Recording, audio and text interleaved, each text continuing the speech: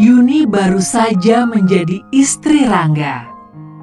Resepsi pernikahan mereka baru saja usai kurang dari 1 jam yang lalu, dan sekarang dia berada di rumah baru yang akan ditempati bersama suaminya. Dia berdiri di depan sebuah cermin besar dalam kamar tidur mereka di lantai atas dan memperhatikan dengan seksama pantulan bayangan dirinya dalam cermin. Yuni adalah seorang wanita yang menawan dalam balutan busana apa saja.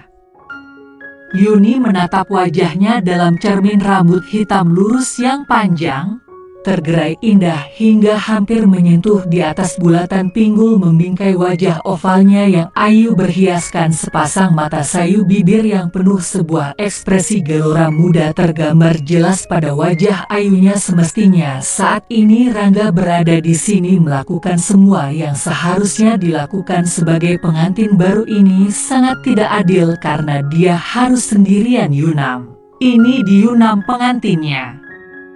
Yuni juga sudah menghentikan mengkonsumsi KB sebulan yang lalu agar dia dan Rangga bisa segera mendapatkan momongan. Namun masalahnya Rangga adalah seorang yang gila kerja. Belum juga 15 menit berselang dari upacara pernikahan mereka, Rangga harus segera bergegas menuju bandara untuk terbang keluar kota demi sebuah meeting mendadak dengan klien yang sangat penting.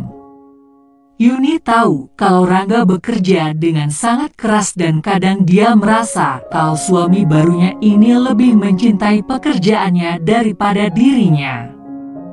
Yuni sadar tak ada yang bisa disalahkan selain dirinya sendiri. Batin Yuni sambil memandangi bayangan dirinya dalam cermin. Tiba-tiba terdengar bunyi bel pintu yang mengejutkan Yuni. Segera saja disambarnya gaun tidurnya dan memakainya dengan tergesa. Ditapakinya anak tangga menuju lantai bawah. Dengan bergegas Yuni melangkah menuju ke pintu depan, dan ketika dia membuka pintu didapatinya papa mertuanya di sana. "Halo Pak," sapa Yuni terkejut. "Mari masuk." Lanjutnya dia bergerak mundur untuk memberi jalan pada papa mertuanya untuk masuk, kemudian menutup pintu itu. Selanjutnya mengajak papa mertuanya menuju ruang keluarga. Tanpa menawarkan terlebih dahulu, Yuni menuangkan 2 gelas minuman untuk mereka berdua sambil membicarakan tentang resepsi pernikahan tadi. Kemudian Yuni duduk di samping papa mertuanya. Sejenak Yuni merasa agak risih saat menyadari kalau dia sedang tidak beraksesoris lagi di balik seragam tempurnya.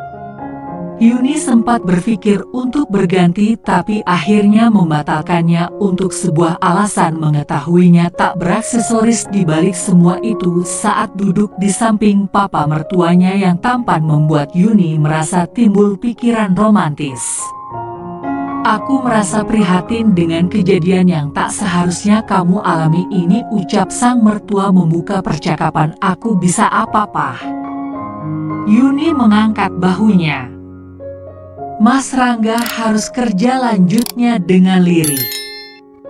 "Ya tapi kan tidak di Yunam pernikahanmu juga tak ada pekerjaan atau klien yang layak untuk itu," sahut papa mertuanya. "Saya setuju itu, Pak," jawabnya lirih.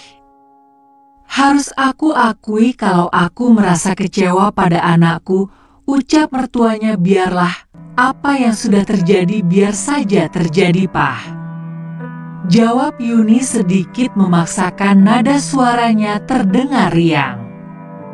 Dalam 30 menit berikutnya mereka asyik berbincang tentang rumah peristirahatan papa mertuanya itu. Rumah baru yang terletak di pinggir danau dan baru dibelinya setahun belakangan semenjak bercerai dengan istrinya. Budiono, nama mertua Yuni ini, adalah seorang pekerja keras yang memiliki beberapa perusahaan multinasional yang sangat terkenal di negara Wakanda ini. Setelah membuat perusahaannya tersebut menjadi sangat stabil, Budiono memutuskan untuk pensiun dan menjalankannya dari balik layar di usianya yang sudah mencapai 54 tahun hari tua. Budiono menjadi sangat terjamin mereka berdua sudah menghabiskan gelas ketiganya dan Yuni mulai merasa agak tipsi-tipsi mungkin karena pengaruh dari apa yang diminumnya itu, tapi dia tak mampu mencegah dirinya untuk tidak memandangi wajah papa mertuanya yang tampan dengan seksama. Untuk pria matang seusianya, Yuni merasa betapa Budiono memiliki daya tarik yang sangat besar dan Yuni merasakan hal tersebut sudah sangat lama. Budiono sangat gagah dan tinggi tegap dengan rambutnya yang berombak lebat, matanya yang setajam elang Indosiar selalu membuatnya seakan tenggelam ke dalamnya saat Yuni memandanginya. Yuni menarik napas dalam-dalam lalu menghembuskannya dengan perlahan. Ada apakah denganku? Dia itu papa mertuaku dan aku saat ini telah mengimajinasikan bagaimana rasanya kalau aku bisa dengannya. Batin Yuni itu disingkirkannya dengan segala pikiran itu dari benaknya, tapi sedetik kemudian pikiran tersebut menyergapnya lagi, menggodanya dengan bayangan-bayangan yang tak seharusnya.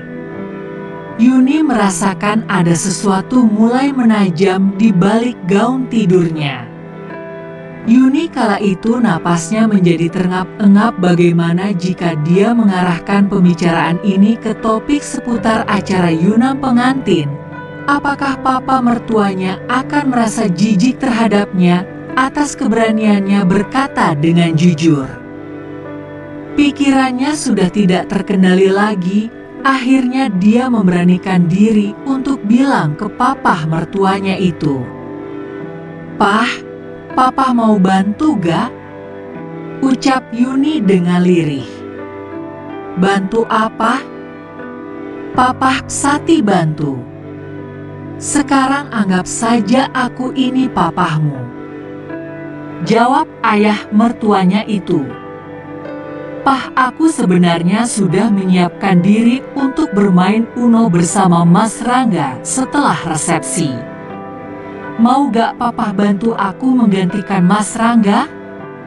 Ayah mertuanya terkejut dengan ucapan yang keluar dari mulut menantunya itu. Namun tak bisa dipungkiri dirinya juga mulai merasakan ambisinya mulai mengkingkat melihat menantunya itu dari tadi. "Kamu yakin? Masa main Uno pertama kali sama papa sih bukan sama Rangga?" jawab mertuanya berusaha untuk meyakinkan. "Iya Pah, aku tahu ini tidak benar, tapi aku tidak bisa menahannya lagi Pah," jawab Yuni. "Jangan ya Yun, kita gak..."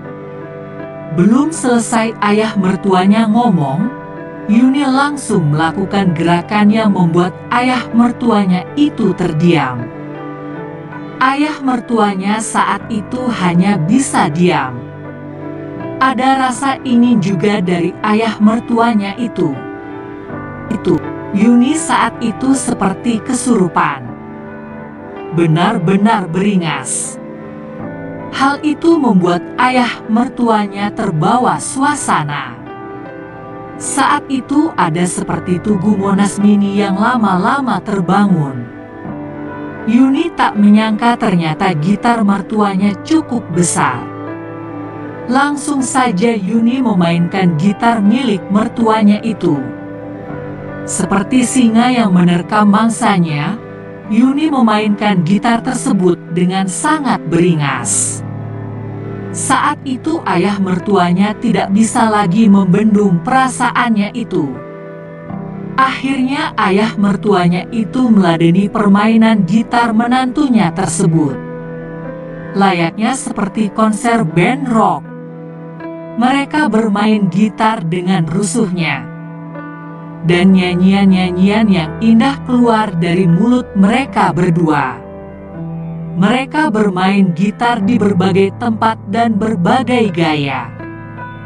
Di ruang tengah, di dapur, di kamar, bahkan di belakang pintu depan rumah. Sampai tak terasa mereka bermain gitar sampai matahari terbit, tidak ada rotan akar pun, jadi tidak ada anaknya papanya pun jadilah.